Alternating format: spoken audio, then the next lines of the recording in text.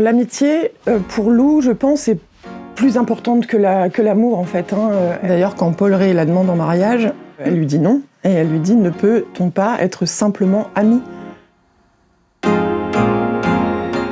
Je suis Séverine Vidal et je suis écrivaine, scénariste de bande dessinée, romancière et j'ai beaucoup écrit pour la jeunesse également. Bonjour, je suis Olivia Sautreuil, je suis illustratrice et dessinatrice. J'ai principalement travaillé pour la jeunesse et depuis peu plus pour les bandes dessinées adultes. Cette bande dessinée est la biographie de Lou Andrea Salomé, une femme de lettres germano-russe qui est née en 1861 à Saint-Pétersbourg et qui était romancière, poète, psychanalyste, philosophe. Comme beaucoup d'autres femmes de son époque, elle a surtout été définie par les hommes qui étaient autour d'elle et c'était important de pouvoir lui apporter sa propre voix et de ne pas la définir effectivement par des hommes qui sont passés à la postérité et qui ont un nom et qui ont pu dire des choses sur elle alors qu'elle avait sa propre voix à apporter à l'histoire de la philosophie, de la psychanalyse, de l'écriture en tout cas.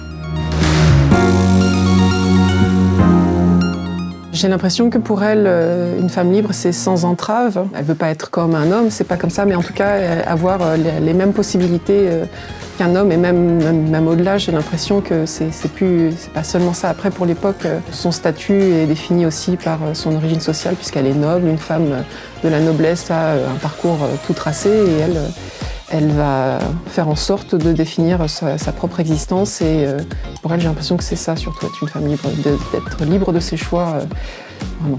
Ouais, la liberté, c'est vraiment ce qui revient le plus, je crois, quand on travaille sur elle. Ça revient dès l'enfance.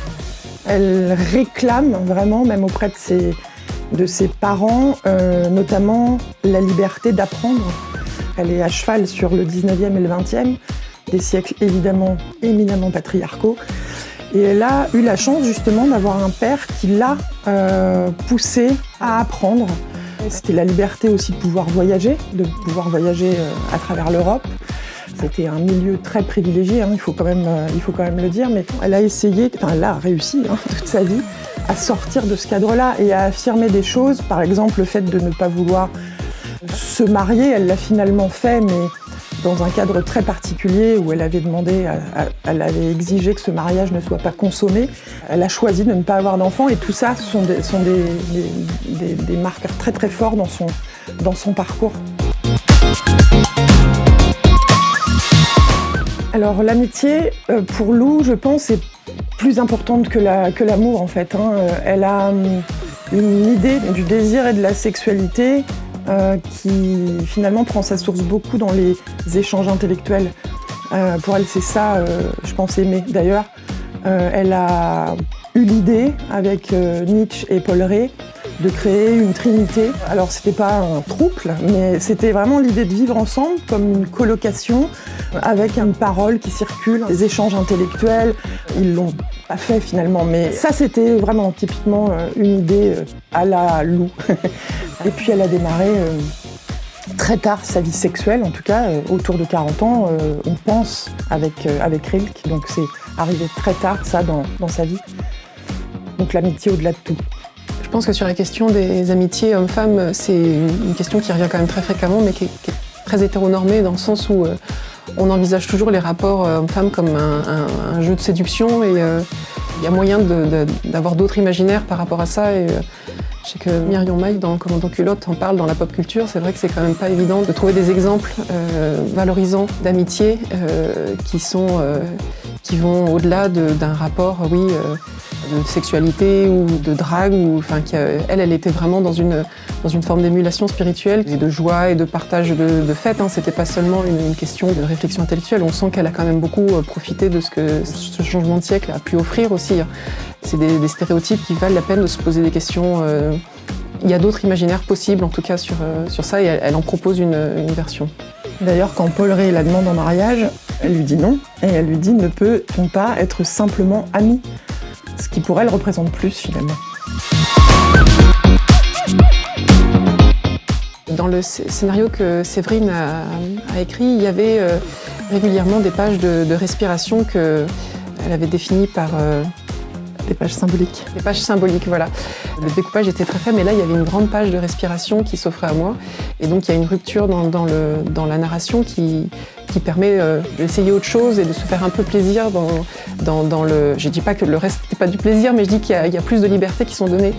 La première page, c'est celle qui suit une scène un peu choquante quand même d'un point de vue du rapport mère-fille, puisqu'elle demande à sa mère, quand elle est petite fille, de se noyer, ce qui est quand même pas très engageant, mais elle explique qu'elle a fait un cauchemar et qu'elle arrivait qu'elle se transformait en loup et qu'elle mordait l'être le plus cher, qui est son père.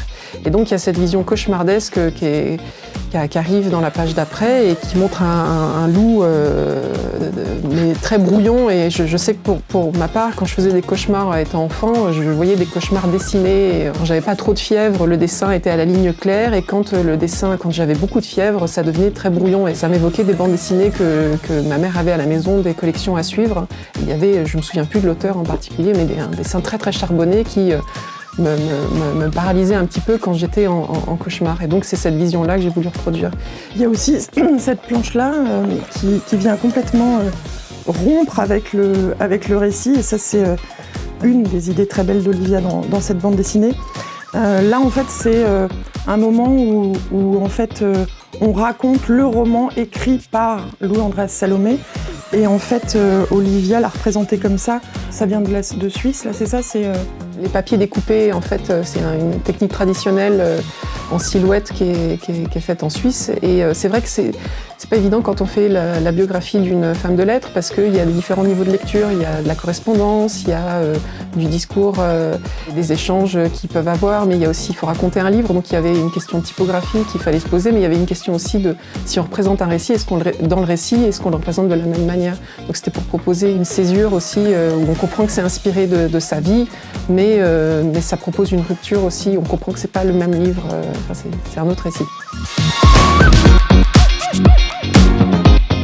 Alors des citations, il y en avait évidemment beaucoup qui étaient marquantes. D'ailleurs, une sert de sous-titre à la bande dessinée. La citation, c'est « La vie ne te fera pas de cadeau, si tu veux une vie, vole-la ». Mais j'en ai choisi une autre, et ça va me permettre aussi de montrer une grande double page magnifique d'Olivia. Je l'ai choisie parce que moi, elle me touche beaucoup à titre personnel. Alors, cette maison est là pour moi, elle me le dit. C'est ici que tu dois vivre, être chez toi pour toujours. Je suis ton retour au foyer. Après toutes ces errances, c'est dans cette petite maison que je veux mourir. Bon, c'est une citation qui est un peu plombante, certes, alors que justement, Lou, dans sa vie et dans ses écrits, c'est une femme qui va vers la vie, toujours. Pour ma part, c'est une lettre c'est une lettre de correspondance avec Rilke, et c'est leur séparation. C'est une citation qu'on retrouve dans cette double ici. Et elle dit car maintenant seulement je suis jeune, maintenant seulement je puis être ce que d'autres sont à 18 ans, entièrement moi-même. Là où beaucoup de personnes ont le sentiment que la vie adulte la majorité va leur permettre toutes les possibilités, on sent qu'elle a encore cherché pour expérimenter l'amitié homme-femme, pour voyager à travers le monde, à travers l'Europe surtout, mais qu'elle se sentait pas encore être en pleine possession de toutes ses capacités, de tous ses moyens, et d'avoir l'impression d'être arrivée à ce qu'elle voulait atteindre en tant que femme libre, et qu'on sent que là, pour elle, s'ouvre encore un champ. Et je trouve que c'est par rapport aux injonctions, au génie précoce, ou est-ce qu'il y a des moments où on doit s'être réalisé dans son parcours, dans sa vie. Elle a le sentiment que c'est maintenant qu'elle va pouvoir s'ouvrir à ça, et je trouve que c'est assez porteur d'espoir par rapport à des gens qui n'ont pas l'impression d'y être encore, et qu'en fait il y a toute manière, tout âge où on peut se réaliser. Je trouve ça très beau.